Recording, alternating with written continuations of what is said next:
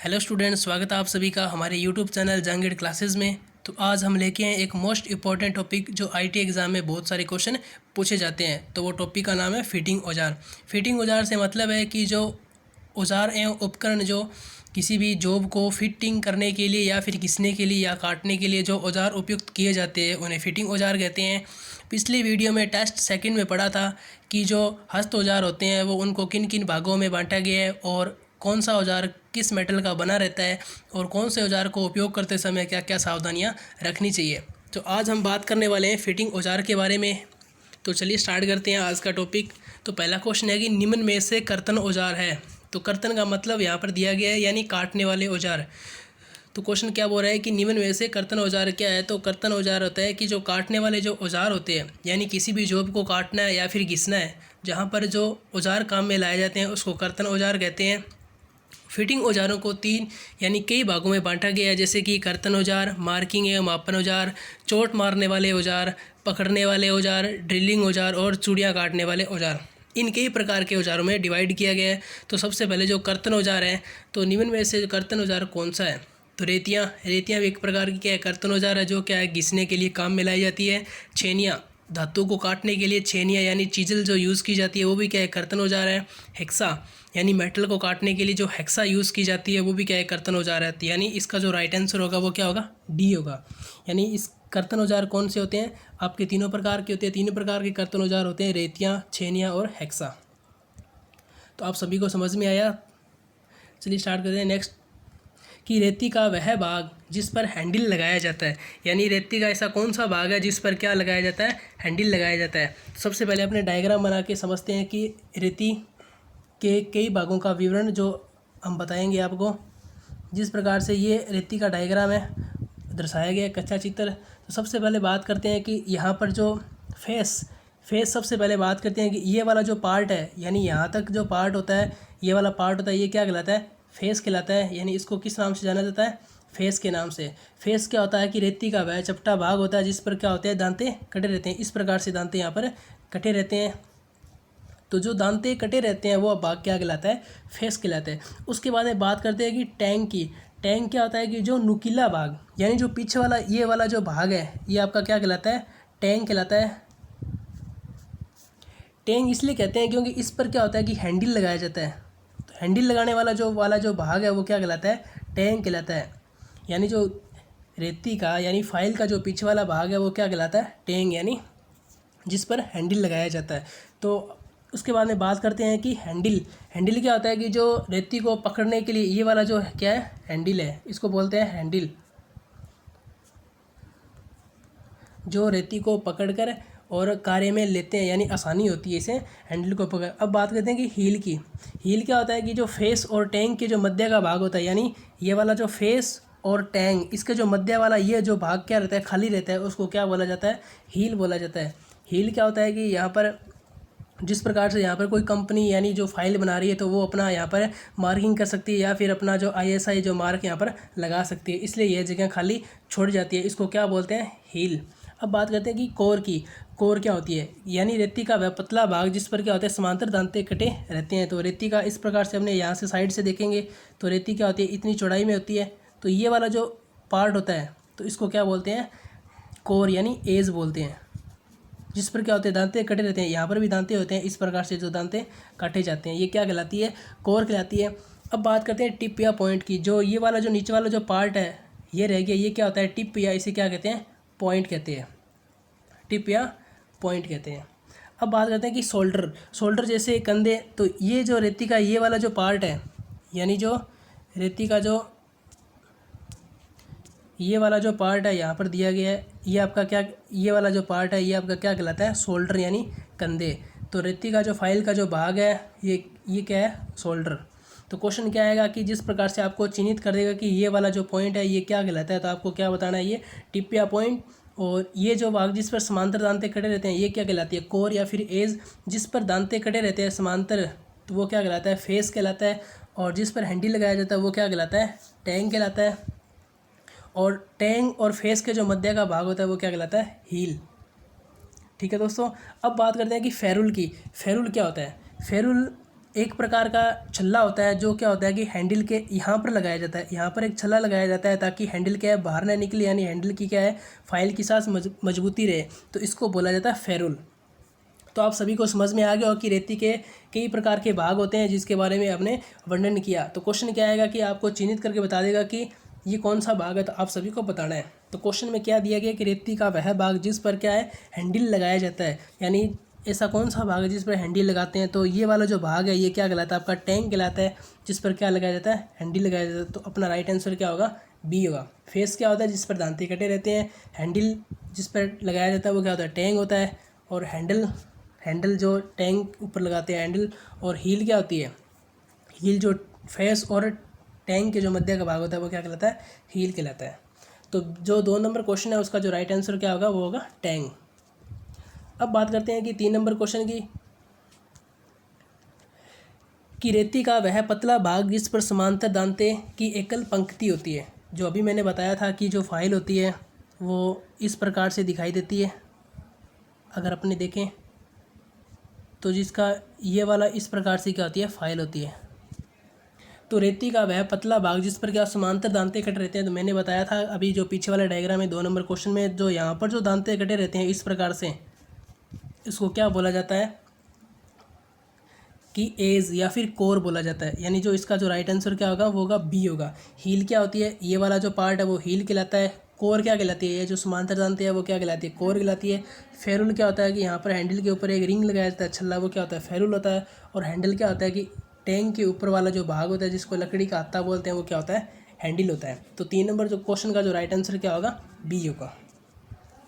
अब बात करते हैं कि 4 नंबर क्वेश्चन की, रेती का वह कौन सा भाग है जिसकी लंबाई व चौड़ाई देखकर रेती के लकड़ी के हत्थे का आकार का निर्धारित किया जाता है। यानी ऐसा कौन सा रेती का ऐसा कौन सा भाग है जिस पर क्या होता है कि हत्थे का आधार, यानी जो लकड़ी का जो हत्था होता है यानी हैंडल होता है उसका आकार निर्धारित किया जाता है। तो सबसे पहले बात करते हैं कि अपने चित्र बनाते हैं कि फाइल का जो कच्चा चित्र। तो फेस की बात करें, ये वाला जो फेस होता है ये क्या करता है कि यहाँ पर दांते कटे रहते हैं, इसका कोई मतलब नहीं है। टैंक जो जिस पर क्या होता है हैंडल लगाया जाता है ये क्या कहलाता है, टैंक कहलाता है। टिप या पॉइंट, ये जो टिप या पॉइंट ये जो वाला जो पार्ट होता है रेती के जो नीचे वाला पार्ट होता है कि इसकी लंबाई और चौड़ाई को ध्यान में रखते हुए हैंडल का जो आकार है वो निर्धारित किया जाता है। तो इसका जो राइट आंसर वो क्या होगा, सी होगा, टिप या पॉइंट। टिप या पॉइंट को ध्यान में रखते हुए हैंडल का आकार यानी निर्धारित किया जाता है कि हैंडल का जो हत्था है वो किस प्रकार का लगाना है, उसकी लंबाई और चौड़ाई कितनी होनी चाहिए। तो इसका राइट आंसर क्या होगा, सी। अब बात करते हैं कि 5 नंबर क्वेश्चन की, अर्धगोलाकार ग्रूव बनाने के लिए किस रेती का प्रयोग किया जाता है। यानी अपने को क्या बनाने, ग्रूव बनाने हैं, जिस प्रकार से अर्धगोलाकार ग्रूव बनाने के लिए मील रेती का यूज़ किया जाता है। सबसे पहले बात करते हैं कि जो हस्तरेती क्या होती है कि जिस प्रकार से अपने जो दांतों की सुरक्षित एज होती है। हस्तरेती किसे बोलते हैं कि जैसे मैं ये डायग्राम बता रहा हूँ आपको कि ये जैसे डायग्राम है तो इसके अंदर इस प्रकार से दांते कटे रहते हैं और इस प्रकार से दांते कटे रहते हैं, तो ये आपकी क्या कहलाती है, कौन सी रेती कहलाती है, हस्तरेती कहलाती है। तो इसका जो ये आंसर जो ऑप्शन है ये क्या है, गलत है। उसके बाद बात करते हैं कि फ्लैट रेती की। फ्लैट रेती क्या होती है कि जहाँ पर बिल्कुल ही क्या होता है उसके ऊपर प्लेन होता है और वो जैसे कि घिसाई करने के लिए या फिर लोहे की चादरों को या फिर जो कोर होती है यानी बर्न होती है उसको साफ़ करने के लिए यूज़ में लाई जाती है। तो ये भी इसका आंसर होगा वो क्या होगा, गलत होगा। बात करते हैं कि मील रेती की, जो इसका राइट आंसर होगा वो क्या होगा कि मील रेती यानी अर्धगोलाकार ग्रूव। अर्धगोलाकार ग्रूव का मतलब है कि जो इस रेती का जो शेप होता है वो क्या होता है कि इस प्रकार से होता है कि ये रेती का डायग्राम है और यहाँ पर आगे अगर टिप या इसका पॉइंट देखें तो ये इस प्रकार से होती है रेती, ये इस प्रकार से रेती होती है और यहाँ पर क्या होते हैं, दांते होते हैं। यानी अर्धगोलाकार ग्रूव अपने बोल सकते हैं कि इस प्रकार का जो ग्रूव होता है वो काट बनाने के लिए क्या होता है कि इस रेती का उपयोग किया जाता है। इस रेती को क्या बोलते हैं, मील रेती बोलते हैं। तो इसका राइट आंसर क्या होगा कि अर्धगोलाकार ग्रूव बनाने के लिए किस रेती का उपयोग किया जाता है, मील रेती का जो उपयोग है वो अर्धगोलाकार ग्रूव बनाने के लिए किया जाता है। अब बात करते हैं कि 6 नंबर क्वेश्चन की, कि वह रेती जिसका उपयोग आरी के दांतों पर धार लगाने के लिए किया जाता है। आरी पर जो दांते होते हैं कि जिस प्रकार से अपनों ने देखा था कि आरी 2 प्रकार की होती है, एक तो हेक्सा होती है और एक क्या होती है, आरी होती है जो लकड़ी को काटने के लिए उपयोग में लाई जाती है। तो जो आरी होती है उसके क्या होते हैं, दांते इस प्रकार से बने रहते हैं और यहाँ पर क्या होता है, इसका हैंडल होता है। तो आरी को जिस प्रकार से इन दांतों की यानी धार लगाने के लिए यहाँ पर जो रेती यूज़ कर रहे हैं वो कौन सी होती है, त्रिभुजाकार रेती का उपयोग किया जाता है। जो त्रिभुजाकार रेती होती है वो किस प्रकार से होती है, शेप में अगर अपने फ्रंट साइड से देखें तो इसका जो आकार होगा वो क्या होगा, इस प्रकार से त्रिभुजाकार आकृति में होती है। और वो रेती क्या करती है कि धार लगाने के लिए उपयोग में लाई जाती है किसके, आरी के अंदर। तो क्वेश्चन ये बहुत मोस्ट इंपॉर्टेंट है। पिछली बार डीआरडीओ में पूछा गया था कि जो आरी में धार लगाने के लिए कौन सी रेती का उपयोग किया जाता है, तो त्रिभुजाकार रेती का। अब बात करते हैं कि 7 नंबर क्वेश्चन की, कि महीन कार्य करने हेतु किस लंबाई की रेती का कार्य किया जाता है। यानी जो अपने को कार्य क्या करना है, बिल्कुल ही महीन कार्य करना है। तो यहाँ पर जो रेती का जो उपयोग है वो क्या किया जाता है, 10 से 15 सेंटीमीटर। तो इसका राइट आंसर क्या होगा, बी होगा। यानी जो महीन कार्य करने के लिए जो रेती का उपयोग किया जाता है वो कितने mm होनी चाहिए, 10 से 15 mm होनी चाहिए। अब बात करते हैं कि जो लंबाई के आधार पर, यहाँ पर ये जो क्वेश्चन है वो यहाँ पर रेतियों के बारे में दिया गया है। ये किसके बारे में दिया गया है, लंबाई के आधार पर। जो बाज़ार में जो लंबाई की जो रेतियाँ उपलब्ध होती है वो कितनी होती है, हाईएस्ट 10 सेंटीमीटर से लेकर 45 सेंटीमीटर तक आपको जो फाइल है यानी वो मार्केट में मिल सकती है। उसके बाद बात करते हैं कि 10 से 15 mm की फाइल है वो क्या किस काम के लिए लाई जाती है, महीन कार्य करने, यानी जो छोटे छोटे कार्य होते हैं उनको करने के लिए क्या होती है, 10 से 15 mm की लंबाई की रेती का उपयोग किया जाता है। उसके बाद में करते हैं कि 15 से 25 सेंटीमीटर की जो लंबाई की जो रेतियाँ होती है वो क्या करते हैं कि भारी कार्य करने के लिए यूज़ में लाई जाती है। यानी जो 15 से 25 सेंटीमीटर की जो रेतियाँ वो क्या भारी कार्य में यूज़ में लाई जाती है। और 25 से जो 45 सेंटीमीटर की जो रेतियाँ होती है वो क्या होती है कि यहाँ पर जो भारी कार्यों के लिए यानी अधिक लंबे जो जहाँ पर क्या आती है, जॉब की लंबाई क्या हो अत्यधिक हो, वहाँ पर क्या होता है कि इन रेतियों का उपयोग किया जाता है। और ये जो 15 से सेंटीमीटर ये किसके कार्य हैं, मध्य कार्यों के लिए, और ये महीन कार्यों के लिए, और ये क्या होता है, भारी कार्यों के लिए, यानी जो ज़्यादा लंबाई की जॉब है। और जो कुल जो रेतियाँ होती है यानी जो कितनी लंबाई की मिलती है वो 10 से 45 सेंटीमीटर की जो लंबाई की जो रेतियाँ होती है वो बाज़ार में उपलब्ध होती है। तो महीन कार्य के लिए कौन सा, 10 सेंटीमीटर से लेकर 15 सेंटीमीटर तक। अब बात करते हैं कि जो छेनियाँ, यानी 8 नंबर क्वेश्चन की, छेनियों का निर्माण किस धातु से किया जाता है। यानी जो छेनियों का निर्माण है वो किस धातु से किया जाता है। तो आप सभी को याद रखना है कि जो छेनी होती है वो किसकी बनी होती है, हाई कार्बन स्टील की बनाई जाती है। छेनियाँ क्या होती है कि छेनियाँ लोहे की धातुओं को काटने के लिए उपयोग में लाया जाने वाला जो औजार है वो चीज़ल कहलाता है। इंग्लिश में क्या बोला जाता है, चीज़ल, और हिंदी में बोलते हैं इसको छेनियाँ। ये आपका कर्तन औजार है। अगर आपसे औजार के बारे में पूछे कि फिटिंग औजार किस टाइप का औजार है छेनी, तो आप क्या बताओगे, कर्तन औजार है। और कर्तन औजार जो छेनी है वो किसका बना होता है, हाई कार्बन स्टील का बना होता है। इसका राइट आंसर क्या होगा, डी होगा। अब बात करते हैं कि 9 नंबर क्वेश्चन की, छेनी का कटिंग एंगल क्या रखा जाता है। यानी जो छेनी होती है अपने यूज़ में ले रहे हैं तो इसका कटिंग एंगल होना चाहिए। तो कटिंग एंगल यहाँ पर जो रखा गया है वो क्या आता है, 70 डिग्री होता है। अगर अपने छेनी का जो कटिंग एंगल है वो ध्यान में रखते हैं तो यहाँ पर जो बताया गया है तो यहाँ पर कितना होता है, 70 डिग्री एंगल यहाँ पर बोला गया है कि यहाँ पर कोई भी आप छेनी अगर यूज़ में ले रहे हो तो उसका जो कटिंग एंगल यानी जो एज होता है, कटिंग एंगल आप समझते हो कि जो कटिंग एंगल होता क्या है, जो आगे का जो पार्ट होता है, जिस प्रकार से देखते हैं कि ये आपकी ये छेनी होती है और ये क्या होता है जी, आगे का जो भाग होता है यानी यहाँ पर शार्प होता है, तीखा होता है, ये क्या कहलाता है, कटिंग एंगल होता है। ये जो भाग क्या कहलाता है, कटिंग एंगल होता है। और इसका जो जिसका अपने साइड से देखें तो ये आगे से क्या होती है, इस प्रकार से होती है, तो ये कटिंग एंगल होता है वो कितना रखना चाहिए, 70 डिग्री। छेनी का कटिंग एंगल रखा जाता है 70 डिग्री। यानी जो ये वाला जो पार्ट है इसका जो एंगल होता है वो कितना होना चाहिए, 70 डिग्री होना चाहिए। इसका राइट आंसर क्या होगा, सी होगा। अब बात करते हैं 10 नंबर क्वेश्चन की, ट्राई स्क्वायर में स्टोक बनाया जाता है। यानी जो ट्राई स्क्वायर यानी किसको बोलते हैं, गुनिया को बोला जाता है। आम भाषा में क्या बोलते हैं, गुनिया बोलते हैं। इसका अगर अपने डायग्राम देखें तो डायग्राम इस प्रकार से बनता है। ये आपका क्या कहलाता है, ट्राई स्क्वायर कहलाता है। और यहाँ पर क्या होता है, पैमाना लगा रहता है। ये क्या करता है कि समकोणता यानी 90 डिग्री का एंगल है जो नापता है। ये समकोणता नापने के लिए क्या किया जाता है, यूज़ में लाया जाता है। और ये 2 प्रकार के होते हैं, एक तो फिक्स ब्लेड टाइप होता है, जैसे कि ये जो मैंने चित्र में दर्शा रखा है, ये कौन सा है, फिक्स ब्लेड टाइप है। और एक यहाँ पर जो एडजस्टेबल होता है, ये पत्ती क्या होती है, आगे चलती है और पीछे चलती है, यानी लंबाई के अनुसार अपने यूज़ में कर सकते हैं। वो क्या होता है, एडजस्टेबल ब्लेड टाइप होता है। तो अब बात करते हैं कि जो स्टोक होता है, यानी जो इसका जो ब्लेड यानी क्वेश्चन में क्या दिया कि स्टोक बनाया जाता है, यानी स्टोक होता है वो किसका बना रहता है, यहाँ पर कास्ट आयरन का बनाया जाता है। स्टोक की बात करें, जो ये हैंडल होता है उसको क्या बोला जाता है, स्टोक बोला जाता है। और जो ब्लेड होती है ये किसकी बनी रहती है, जो ब्लेड बनाई जाती है यहाँ पर जो स्टेनलेस स्टील की बनाई जाती है, और स्टोक बनाया जाता है कास्ट आयरन का।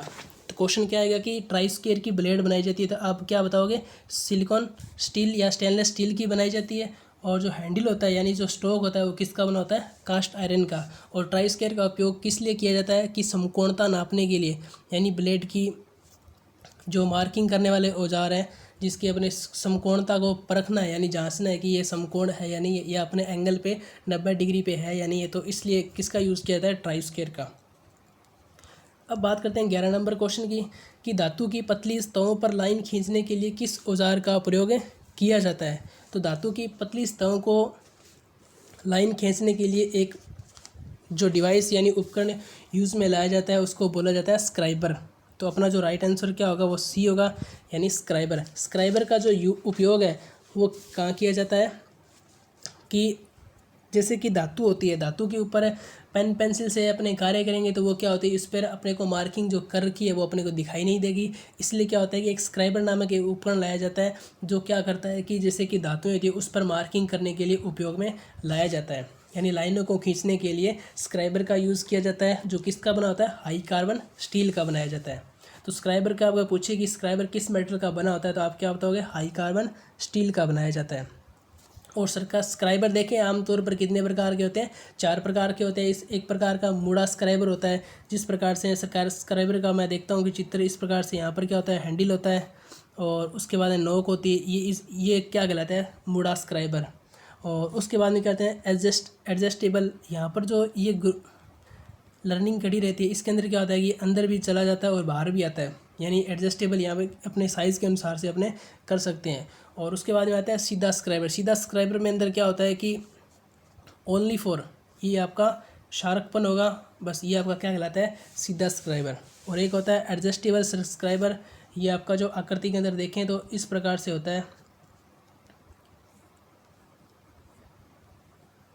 जो डायग्राम में यहाँ पर दर्शाया गया, ये क्या होता है, एडजस्टेबल स्क्राइबर होता है। तो आपको स्क्राइबर को यूज़ करते समय आपको देखना है कि नोक नुकीली रखना चाहिए। अगर आपकी जो नोक है यानी स्क्राइबर की जो नोक है ये नुकीली नहीं होगी तो ये क्या मार्किंग नहीं कर पाएगी।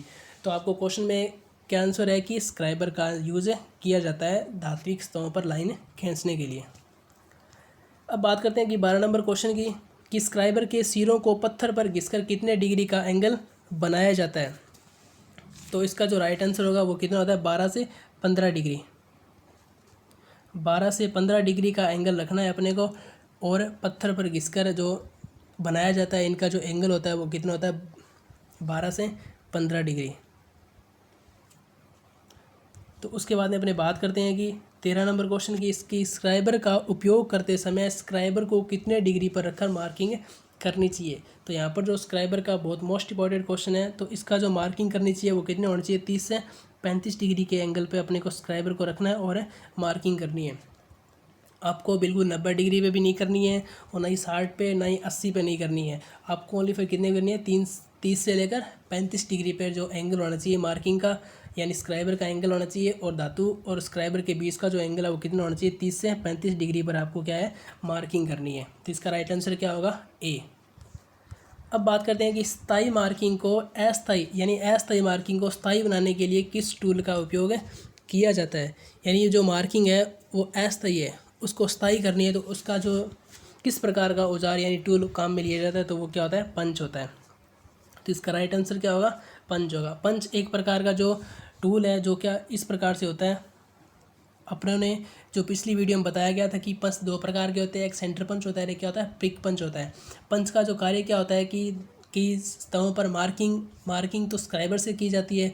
अगर अपने को कोई निशान या फिर छिद्र या निकालना है तो वहाँ पर जैसे कि मार्किंग अपने चौक या पेंसिल से लगा दिया, उसके बाद इसको मार्किंग को स्थायी करना है यानी उसको छेद निकालना है, तो किसका यूज़ किया जाता है, पंच का उपयोग किया जाता है। तो स्थायी मार्किंग को करने के लिए कौन औजार का यानी टूल का उपयोग किया जाता है, तो आप क्या बताओगे, पंच का। अब बात करते हैं कि 15 नंबर क्वेश्चन की, कि वह पंच जिसका प्रयोग त्रिज्या व चाप खींचने के लिए उपयोग में लाया जाता है। तो यहाँ पर जो आपके जो पंच होते हैं वो कई प्रकार के दर्शाए गए थे। जो हस्त औजार थे उसमें पंच कितने टाइप के थे? 2 टाइप में। जो फिटिंग टूल के अंदर जो पंच उपयोग में लाए जाते हैं वो कई प्रकार के होते हैं, जिस प्रकार से डॉट पंच हो गया, प्रिक पंच हो गया, बेल पंच, सॉलिड पंच, वेड पंच, सेंटर पंच, पिन पंच, ये कई प्रकार के आपके पंच उपयोग में लाए जाते हैं। जो अपने जो ITA जो यूज़ किए जाते हैं वो डॉट पंच या फिर प्रिक पंच होते हैं। अब क्वेश्चन में क्या है कि त्रिज्या तथा चाप खींचने के लिए कौन से पंच का उपयोग किया जाता है? तो यहाँ पर जो डॉट पंच का जो उपयोग है वो किया जाता है त्रिज्या और चाप खींचने के लिए डॉट पंच का उपयोग किया जाता है। इसका राइट आंसर क्या होगा? सी होगा। अब बात करते हैं कि 16 नंबर क्वेश्चन की कि इन साइड कैलिपर की दोनों टांगों के सिरे बाहर की ओर कितने डिग्री पर मोड़े जाते हैं? तो कैलिपर क्या होता है कि व्यास या फिर कोई जैसे व्यास है यानी कोई होल है उसका व्यास नापने के लिए, डायमीटर नापने के लिए उपयोग में लाया जाता है। इन साइड कैलिपर की कितनी टांगे होती है? 2 टांगे होती है। कैलिपर क्या होता है कि कई प्रकार का होता है, जिस प्रकार से इनसाइड कैलिपर और आउटसाइड कैलिपर। तो आपको आउटसाइड क्या होता है? बाहर होता है, तो यानी इसकी टांगे क्या होगी? अंदर की ओर मुड़ी रहेंगी इस प्रकार से। जो अंदर की ओर टांगे मुड़ी रहती है वो क्या हो गया? यानी इन हो गया, यानी वो क्या हो गया? Outside calliper. और जिसकी टांगे क्या होती है? बाहर की ओर मुड़ी रहती है इस प्रकार से, तो वो क्या हो गया? Inside calliper. तो जो बाहर की ओर टांगे मुड़ी रहती है तो वो कितने डिग्री एंगल पर मुड़ रहती है? तो वो क्या होता है? इसका 45 डिग्री एंगल पर जो इनका जो कोण होता है यहाँ पर वो कितना होता है? 45 डिग्री का होता है। इन साइड कैलिपर की टांगे किस ओर मुड़ी रहती है? बाहर ओर। और आउटसाइड कैलिपर की क्या होती है? अंदर ओर। और कितने डिग्री पर होती है वो? 45 डिग्री के कोण पर मोड़ी जाती है। बात करते हैं अब 17 नंबर क्वेश्चन की। वर्नियर माइक्रोमीटर का अलपतक मान कितना होता है? यानी अलपतमांक जो बताया गया है। अब बात करते हैं कि 0.01 किसका होता है? जो पिछले अपने क्लास में पढ़ा था कि जो माइक्रोमीटर होता है, यानी जो माइक्रोमीटर होता है उसका जो अलपतमांक मान देखा था वो कितना होता है? 0.01। और वर्नियर माइक्रोमीटर क्या होता है कि 1000वें हिस्से तक वो नाप सकता है, यानी 1000 mm का। इसका जो राइट आंसर क्या होगा? 0.001 mm, यानी ये इसका राइट आंसर क्या होगा? सी होगा। अगर यहाँ पर पूछता कि ओनली फॉर माइक्रोमीटर का, तो आपका राइट आंसर क्या होगा? ये वाला। तो यहाँ पर किसका बताया गया है? वर्नियर माइक्रोमीटर का, तो इसका राइट आंसर क्या होगा? सी होगा। अब बात करते हैं कि थ्रेड गेज को अन्य किस नाम से जाना जाता है? जो गेज होता है वो आपके जो मापक यंत्रों के अंदर उपयोग में लाए जाते हैं। तो ग्रेड को जो थ्रेड होता है उसको एक अन्य नाम से भी जिस प्रकार से बोलते हैं, जिस प्रकार का जो नाम है वो यहाँ पर दिया गया है, यानी स्क्रू पिच के नाम से भी, स्क्रू पिच गेज के नाम से भी बोला जाता है। तो इसका राइट आंसर क्या होगा? सी होगा। यानी थ्रेड गेज को अन्य किस नाम से जाना जाता है? स्क्रू पिच के नाम से जाना जाता है थ्रेड गेज को। अब बात करते हैं कि 19 नंबर क्वेश्चन की कि इलेक्ट्रिशियन ट्रेड में प्रयुक्त होने वाली वॉइस है। इलेक्ट्रिशियन ट्रेड में जो मजबूती से पिछली बार क्वेश्चन दिया था, अपनों ने बताया था कि ऐसा कौन सा टूल यानी औजार है जो जॉब को मजबूती से पकड़ता है। तो आपका जो ऑप्शन थे राइट आंसर क्या था? वॉइस। यानी जो वॉइस होती है वो क्या होती है कि जॉब को मजबूती से पकड़ने के लिए उपयोग में लाई जाती है। वॉइस क्या होती है? कई प्रकार की होती है, जिसमें से जो आपके जो इलेक्ट्रिशियन के लिए जो यूज़ किए थे वो वॉइस वो क्या होती है? बेंच वॉइस होती है। यानी जो बेंच वॉइस है वो क्या होता है? इलेक्ट्रिशियन के लिए यूज़ की जाती है। तो आपको राइट आंसर क्या होगा? सी। अब बात करते हैं लास्ट क्वेश्चन की कि अधिकतम कटिंग स्पीड किस पर निर्भर करती है? यानी जो कटिंग यानी जो काट रहे हैं, अपने धातु को काट रहे हैं, तो उसकी जो अधिकतम स्पीड है वो किस पर डिपेंड करती है? यानी जो ए नंबर ऑप्शन दिया गया है कि ड्रिल की धातु पर। तो जाहिर सी बात है ड्रिल की धातु किस प्रकार की होनी चाहिए? मजबूत है या फिर नहीं है? जो धातु के अंदर कटिंग कर रही है तो वो क्या उसका अंदर जो दबाव है या बल है या उसका जो तापमान है वो सहन कर रही है फिर नहीं कर रही, इस पर भी क्या धातु पे भी डिपेंड करती है। और काटे जाने वाली धातु पर, यानी जो काट रहे हैं धातु वो किस प्रकार की है? कठोर है या फिर नरम है? और जो धातु ड्रिल के धातु उपयोग कर रहे हैं वो किस प्रकार की है? तो यहाँ पर जो दोनों पे क्या करती है? डिपेंड करती है कि अधिकतम स्पीड क्या होनी चाहिए। तो इसका राइट आंसर क्या होगा? सी होगा। यानी ड्रिल की धातु पर भी करती है और काटे जाने वाले औजार पर भी करती है। तो आज हमने बताया कि जो कुछ मोस्ट इंपॉर्टेंट 20 क्वेश्चन जो मैंने सेलेक्ट किए जो आईटी एग्ज़ाम में आपके आ सकते हैं। तो मैं आशा करता हूँ कि ये वीडियो आपको ज़रूर अच्छा लगा होगा। अगर इसमें से कोई भी क्वेश्चन आपको समझ में ना आए तो मुझे कमेंट करें और कमेंट बॉक्स में मुझे बताएं और मैं आपको सॉल्यूशन बताऊँगा। ये वीडियो अगर आपको अच्छा लगा तो लाइक करिए और शेयर करिए, और जिसने भी सब्सक्राइब नहीं किया है वो चैनल को सब्सक्राइब करें और ज़्यादा से ज़्यादा शेयर करें। Okay, thank you.